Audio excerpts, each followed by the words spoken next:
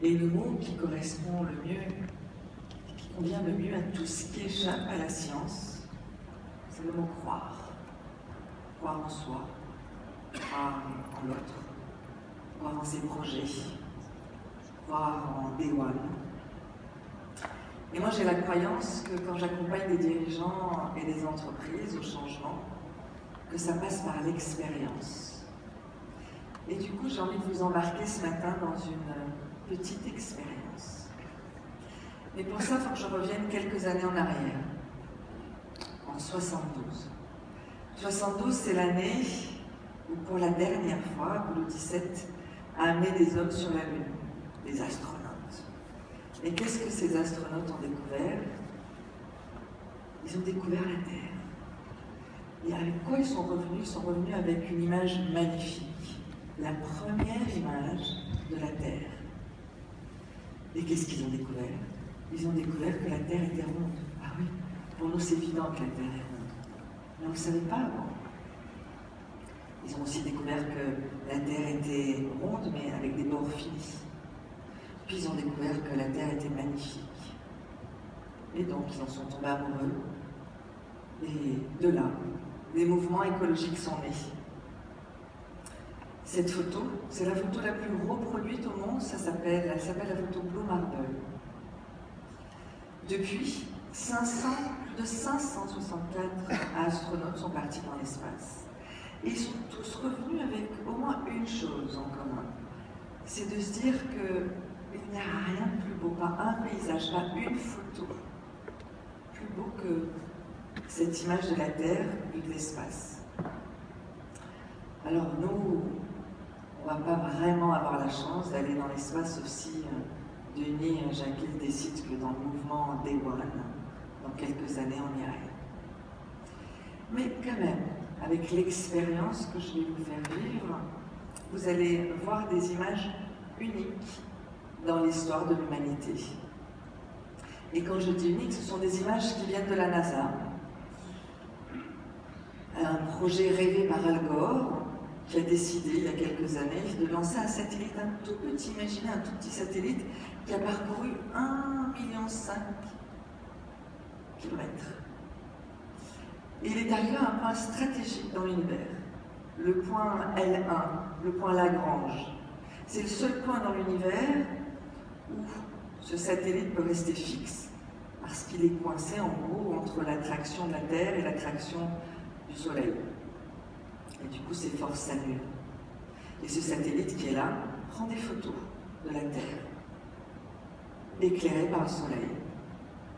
Alors bien sûr, je n'ai pas encore la chance de pouvoir appeler la NASA pour avoir accès à ces images. Par contre, deux scientifiques incroyables qui ont créé Blue Turn ont décidé de créer un algorithme pour pouvoir être en contact avec la NASA et avoir ces photos. Donc j'ai demandé à un de ces scientifiques, Jean-Pierre Roux, de me donner ces images. Et ces images datent il y a 5 jours. Donc c'est pour ça que je vous dis qu'elles sont assez uniques. Et on est les seuls, aujourd'hui, à pouvoir avoir accès à ces images. Peut-être que du coup, avec cette expérience, on va avoir un petit peu cet effet de l'overview effect. Vous savez, cet effet qu'ont eu tous les astronautes qui sont partis dans l'espace. Qu'est-ce que c'est l'overview effect? C'est ce choc cognitif qu'on a quand on part dans l'espace et qu'on est plongé dans le noir total et tout d'un coup, ce qu'on voit, c'est cette Terre. Et on a une émotion forte. Et d'ailleurs, ce que les astronautes disent beaucoup, c'est qu'ils sont partis voir la Lune. Et ce qu'ils ont découvert, c'est la Terre. Donc, pour que cette expérience soit forte, que cette expérience fonctionne, il faut qu'on soit plongé totalement dans le noir. Donc, ça veut dire qu'il faut que, encore une fois, vous lâchiez vos écrans, surtout de ne pas allumer les écrans, parce que chaque lumière peut gêner la projection des images que vous allez voir. Et de doucement, du coup, glisser dans cette expérience en plongeant dans le noir.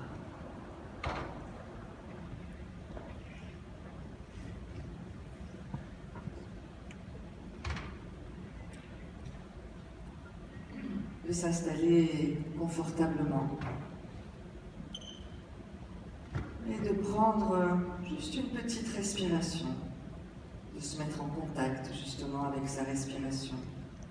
Parce qu'on va aller, nous aussi, à ce point L1, ce point Lagrange, on va partir un petit peu en sorte de vol spatial.